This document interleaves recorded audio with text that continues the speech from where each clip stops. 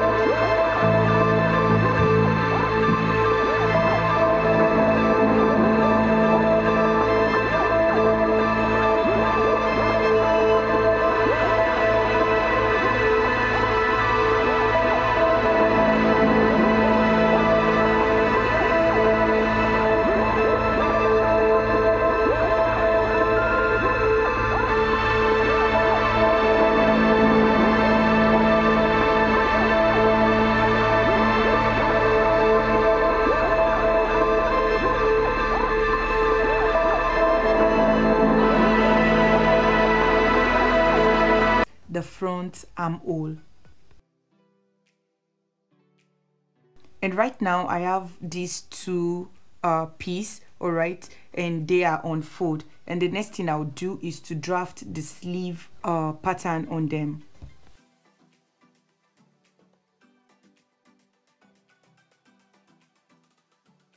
So now we can start stitching on our main piece, all right? And this is the back piece. I'm using the zip to determine where I want the zip to stop, and right where the zip is going to stop, we are going to go ahead and stitch it all the way down. So here guys, this is the back piece, and I went ahead to use pin to hold on to where the zip is going to be. And right from where the zip is going to stop, I went ahead to stitch it all the way down, all right? So now I'm going to open it up, and I'm going to be placing the front piece on this back piece, all right? Right side facing the right side. And the next thing we are going to do is to join the shoulder together. And that's exactly what I've done here. And after joining the shoulder, I also went ahead to join the sides together using the allowance that we left earlier. Alright guys, so the next thing we need to do is to measure what we have on the neckline in order to cut our collar. So what you need to do is to put your tape rule at the center front like so, and you are going to measure all the way to the notch at the back. Remember that where we notch at the back is where the zip is going to start. So we are not going to measure all the way to the zipper allowance. We are just going to stop exactly on the notch where the zip is going to be. And after measuring the neckline, I got 8.5. So we are going to be using that 8.5 to draft out the collar for the dress. So right here guys, my paper is on fold, and I will proceed to drawing a straight line, and this straight line is going to serve as our start line. So guys, the next thing to determine is how wide we want the collar to be, and I'll be using 4 inches for the width of the collar, and I'll be adding 1 inch allowance to it, making 5. So I'll go ahead and mark 5 inches just like I'm doing here, and I'll connect the dots together. And since our neckline is 8.5, I'm going to divide that by 2 because our paper is on fold, and I'm going to come to this line here, and I will indicate half of the neckline right here, all right? And after that, I'm going to add 2 inches extra. And I will repeat the same process that we did on this line. I'm going to repeat that same process to this other line here. And I will connect both lines together on a straight line like so. And the next thing to do is to determine where you want the neckline area to be. So I'm going to choose this line here, and what I will do here is just to come up by ½ inch. So I'm just going to place my tape rule like so, and I'm going to come up by ½ inch. And the next thing to do is just to go ahead and create a curve or a slant right from this ½ inch towards this area like so. Alright, so the next thing to do is to measure the neckline again on this slant, alright? So remember that the neckline is actually 8.5, but because the paper is on fold, we are going to impute half of that. So I'm just going to go ahead and measure 4¼ right on this line again, okay? And we're going to add an allowance of ½ inch, alright? The seam allowance of ½ inch on the slant. And right from this point which we just marked, we are going to go ahead and connect it to the end here, all right? So I'm just going to pick up my ruler and I'm going to connect it together. And I'll just go ahead and shade off this unwanted part. And up next, we are going to come to this angle, and we are going to come down by ½ inch because we don't want the collar to be sharp around the edge. So I'm just going to dull the edge by coming down by ½ inch here, and I'm going to link that ½ inch to the center right here, all right? So just follow what I'm doing here, and with this your collar is ready. So I'm just going to go ahead and cut out this collar, and this is what the collar pattern is looking like at this moment. Alright guys, so here I've already gone ahead to use this pattern to cut out 4 different pieces, alright? And I also went ahead to iron stays on them. So in essence, we have the main collar and the lining piece, and that is why we have 4 pieces right here. So the next thing to do is to place the lining piece and the main piece together, and we are going to be stitching it together, all right? So we are going to start from the side, and we are going to go all the way to the top right now, and we are going to come to the side again, all right? The only part we're going to leave open is the down part, and we're going to repeat the same process to the other collar too. All right guys, so what I'm about to do here is actually optional, right? So I made a little modification to the collar because I do not want the back to also have this slant line. I want it to be straight, so I'm going to be cutting off the slant at one side of this collar. This is totally optional, you can leave it just the way it is, all right? So I'm just going to go ahead and cut through the slant. So in order to do this, I'll just go ahead and place my ruler like so, and I will mark a straight line just like this, and I'll cut it through just because I want the back to be straight, all right? So this shaded part I'm going to cut off. Once again, this is totally optional, so I'll just cut it out now, and I'll make the changes on the fabrics too. And here guys, this is what our collar is looking like after stitching and turning it inside out. This is what you're gonna have. And up next guys, we are going to be attaching the collar to the neckline now. So guys, in order to attach our collar, we are going to fold our dress like so, all right? And we are going to notch the center front, and we are going to be placing our collar right from the center front to the back, all right? So there are 2 ways to go about this, so I'm going to show you both of the 2 methods, and we are going to go with one. So the first method is to place the collar on the wrong side, all right? Right from the center line, we are going to place the collar on the wrong side, just like I'm doing right here. So this is the wrong side of the cloth, and I just place the collar right from the notched part there and towards the center of the center front, okay? And after aligning it correctly from the center front to the notch at the back, we are going to stitch it, all right? And after stitching it, what we are going to do is to flip it to the right side. So that is the first method. Here is the second part guys. Remember that we have a pointy side to this collar and a straight side, and the straight side is going towards the back. So we are going to be placing this collar right on the right side.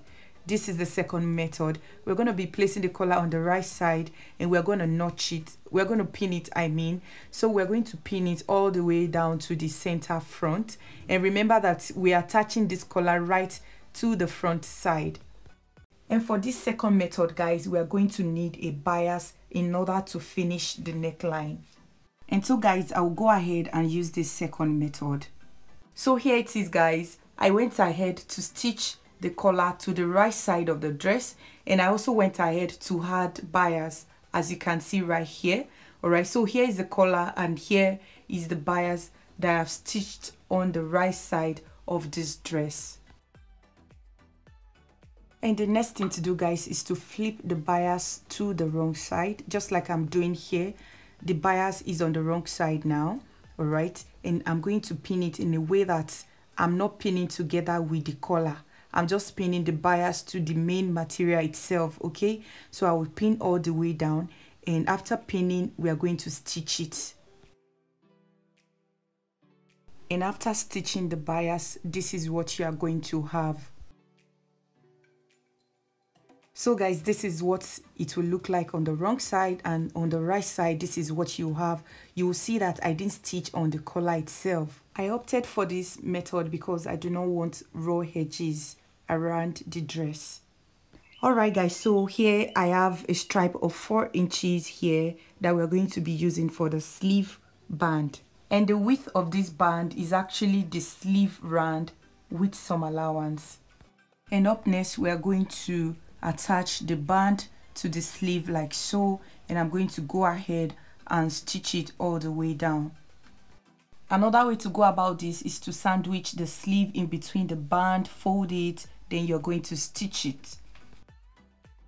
Alright guys, so after stitching it, this is what our sleeve is looking like, and the next thing we're gonna do is just to go ahead and attach this to the main dress. And that's exactly what I've done here. I went ahead to stitch the sleeve to the main bodice, and I also went ahead to hem the down part here.